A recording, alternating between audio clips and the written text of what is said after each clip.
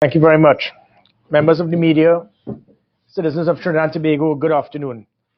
The country indeed had to endure Keith Rowley at his worst yesterday, twofold, as stated by Mr. Munilal at the post-cabinet media conference and then in Sawa, Crazy. In the post-cabinet conference, again, that's the reason why they call it a post-cabinet conference, and nothing is ever said about what happened in cabinet.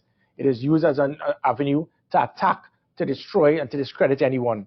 He did the same at the Quasi, where it is you had 176 viewers on PNM's live stream and about 50 odd persons at the meeting being directed to attend. And what was unfortunate, the country wanted to hear options. The country wanted to hear solutions. The country wants to know where we're going from here. The Prime Minister and his mini-me, Fitzgerald Hines, they spent all of their time in that meeting yesterday at the Quasi, attacking, destroying, discrediting, saying the worst things you can say about people. It was disgusting. It was embarrassing. It was unfortunate. This is total disrespect to Trinidad and Tobago because everywhere in the world they're seeing what they are doing. It was so unfortunate to have a Minister of National Security boast that his greatest achievement was to see the back of Gary Griffith. This is a Minister of National Security where he is responsible. The two highest murder rates in the history of Trinidad and Tobago, back to back in 2 years. Nothing as it pertains to helping the country, and that is your great claim to fame. And again, what was unfortunate, well, again, it said a lot. Not one person in the audience applauded. But that is what they have done. What we are going to see with this government over the next year is not solutions. It is to go and to lie and to discredit and to disgrace themselves and the country, to say the nastiest things about people. I have no intention to go down that road. I am sure I can speak on behalf of the NTA and I can speak on behalf of the UNC. I'm confident that we intend to find solutions. We intend to go in a different manner. Keith Rowley has gone now to the bottom of the barrel. He has gone to the gutter. He started last night by attacking someone who actually came there and told the person to shut up. That is how he is, full of hate, bitterness, and a man totally out of control. And his hatred is now getting the better of him. He is losing it. You're actually seeing the meltdown. So I want to get into facts. What the country wants to see, as I said, is solutions. The country wants to know, is it that you have the capability? Do you have the plans? Do you have the policies? Do you have the political will to do what is required to help Trinidad and Tobago? Not going on a platform every single time and attacking, destroying, and lying about your political opponents. It started with the state of emergency. So let me clarify with this thing about the state of emergency. That state of emergency in 2011, let me give you the facts because I was the National Security Advisor at the time.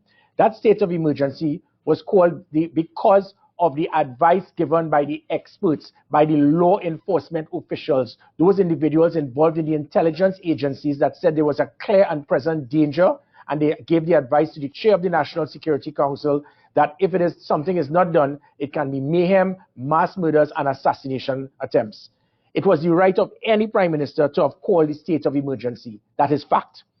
It is fact that there were 254 murders just before that state of emergency was called in 2011.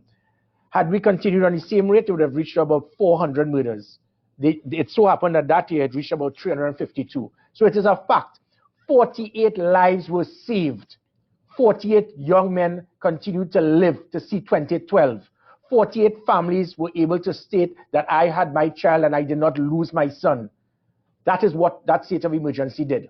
Fact. If anyone has a problem with that, well, then you're evil and you really need Jesus.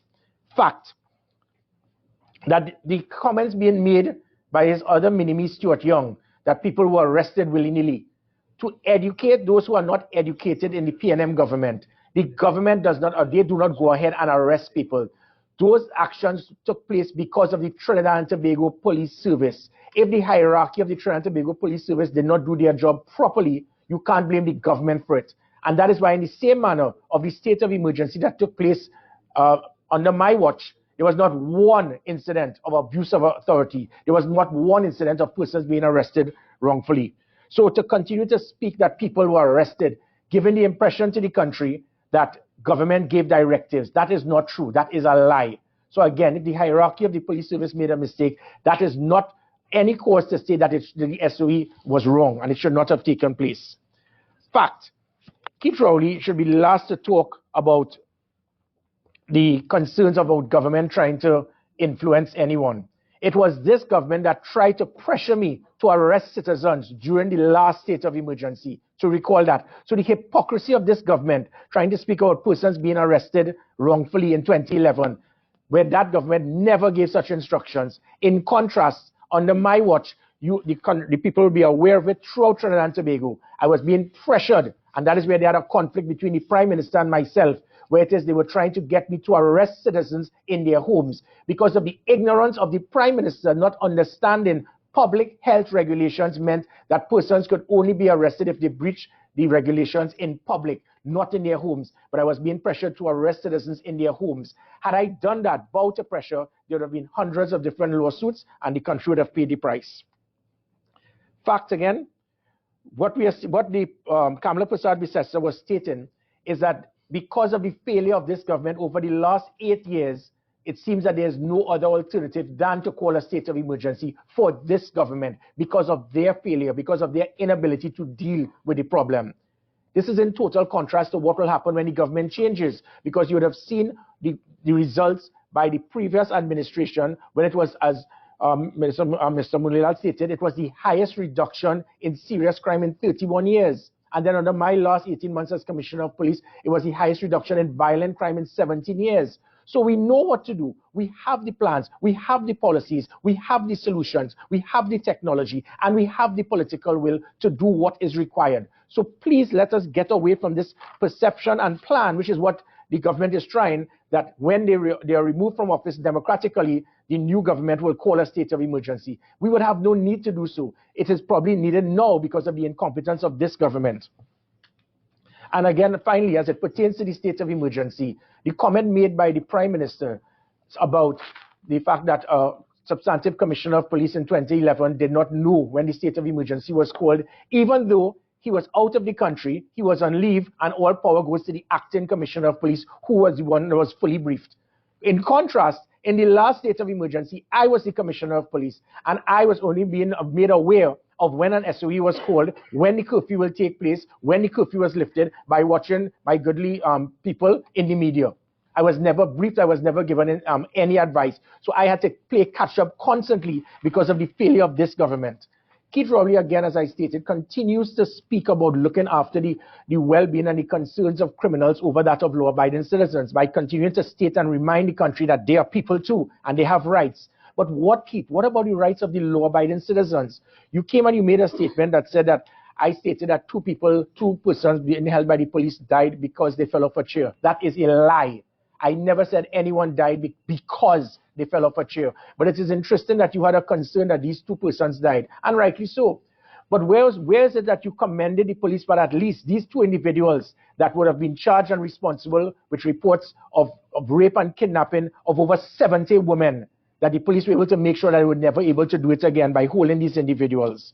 I want to go on again about his false and misleading information as it pertained to the Anti-Terrorism Act, where it is he stated that I am trying to state that all criminals should be declared terrorists. That he said in the post-cabinet conference. That also is a lie. I never said that. What I stated is that gang members, persons who hold an automatic weapon that can fire 35 rounds in 3 seconds, someone that can kill 35 innocent citizens in 3 seconds, should and could be deemed a terrorist. And if you look under the Terrorist Act, where there is no actual definition, but it states the Terrorist Act is an act that can cause loss of human life, prejudice to national security, and is intended to intimidate the public. What more do you want than that, to ascertain that if an individual who has an automatic weapon could fire 35 rounds in 3 seconds should not be deemed a terrorist? But again, he is concerned about the rights of these individuals. He wants to make sure that they can have bail, probably, because if this goes and it is enforced, this type of legislation would ensure that when someone is held with an automatic weapon that can kill 35 citizens in 3 seconds, that person, again, no bail, 25 years in prison. It will also ensure that the persons who are involved in aiding and abetting, in providing the logistics support, in providing the weapons for them, the financial support, that also would ensure that these persons can be deemed terrorists and 20 years in prison. He has a problem with that. Why is it that we continue to feel that this government continues to look after the rights and the well-being of criminals over that of law-abiding citizens? He then again, we heard him yesterday, where he now tries to blame the opposition for the situation in crime whilst he's in government. But when he was in opposition just 8+ years ago, he said that when you're in government, they are the ones that's responsible. So he flip-flops constantly. He needs to show the degree of leadership. Shame on you, Keith. Shame on you. You have a police officer that was protecting you, that was guarding you, that was there to escort you. He is killed. And instead of going to see the family, the very next day you're on the golf course playing golf with no care or concern about whilst the family is mourning. And that is what we have seen constantly with this government. No sense of compassion. I can go on about the comments being made about firearms. They have all been lies. It has been totally, when you speak about the Stanley Jokey John report, after 3 years, not one person has been, not one firearm dealer, not one firearm holder, not one police officer has been arrested. And again, we can go on with the comments being made pertaining to criminals and deportees getting firearms. That was a lie. Every single thing that they have stated, I asked them to bring the evidence, show it. They did it constantly. 57 million rounds were given out. Issued. If 57 million rounds came in, why you as a government just approved $12 million to bring in more ammunition for the defense force and the police? What I was doing was making sure that there was bulk storage for the defense force and police in any situation. That is what happened in 1990. I was there because we were running short of ammunition in Camp Ogden, which again, it is so hilarious when Keith Rowley can refer to me as a wimp and a sissy. Gary Griffith was someone who had 17 years service in the Trinidad and Tobago Defense Force. I was trained in the best military academy in the world throughout the United Kingdom and Cyprus. I came back home and I got medals. I was the youngest officer to serve this country, prepared to put my life on the line during the attempted coup. I was the first Trinidad and Tobago citizen soldier to return home with a United Nations peacekeeping medal. I have 12 years service, medal for meritorious service serving this country. There were 43 death threats on me as Commissioner of Police because I fought and pegged back the criminal elements. Fitzgerald Hines, his claim to fame is that he ran faster than Usain Bolt when the two men decided to kick water on him. And he wants to compare himself with me. When it is you have citizens watching and listening to a prime minister and a minister of national security doing nothing else but trying to say the nastiest things about persons, know that your line is G-string. To Keith Rowley and Fitzgerald Hines, let me tell you all, I am happily married. So Fitzgerald Hines, whatever dark secrets you have in your head, I feel sorry for you. I've never seen you being escorted with a male or female. Whatever is your preference, that is your business. But to come with this kind of nonsense in front of people wanting to hear solutions, and that is you and your prime minister, that is what you all could come up with, it shows where we have gone as a country. I have asked the country to continue to look and monitor and see what is going on. The fact of the matter is that this government has become upset. They're upset that an SOE was called in 2011 that saved 48 lives. They are upset that I issued firearms that protected law-abiding citizens. They are upset that half of those firearms were issued for law enforcement officials to protect them so that when they go home, they can protect their families. They are upset that Kamala Prasad-Bissessar wants to amend the law so when criminals invade your home, you can protect yourself and not have to second guess. They are upset that I approved large amounts of ammunition for the Defense Force and the Police Service to ensure that they are properly prepared to defend this country, because we have a situation that is happening probably not right there with our neighbors, but especially right now internally with 3,000 gang members having assault weapons. They are upset for the recommendations that I have brought to use the Anti-Terrorism Act to target gangs and give them no bail, 25 years in prison, and possibly neutralize them. They are upset that I have recommended using the army to go after these individuals. The Defense Force have stayed in camp for only once they've come out in the last 30 years. I am providing the opportunity for them to come out. Instead, what Keith Rowley has done is speak about bringing $100 million, and what this is an avenue, as stated by Mr. Munilal, as an avenue to get it back into the hands of the same criminal elements. You cannot sleep with the devil. When you play with filthy animals, you will get fleas. This is what this government has done time and time again. I spoke to them as the Commissioner of Police. I saw the documents. You would have heard the comment by the Prime Minister when he said it is the right of gangs to apply for state contracts. That is coming to an end when this government changes. But what he is doing now is utilizing the Defense Force as a front to be able to pump $100 million and have it filtered into these gangs and call them community leaders. You're bringing members of the Defense Force instead of sending them into those hotspot areas to take the fight to these criminals, to neutralize them. You're going to ask the Defense Force to go into these hotspot areas to play twiddlywinks and all fours. So the article you saw on the front page of the news is totally incorrect. It is not about taking the fight to the criminals and targeting them. This is about retirees, people 300 pounds, about 70, 80 years old, going inside there and using that as a front. There's something known as community policing, Keith Rowley. You are so clueless in understanding national security. That is a policing matter. That is known as secondary crime prevention. You do not understand that. So because of that, you are trying to use the Defense Force as an avenue to try to play around with these criminals rather than take the fight to them.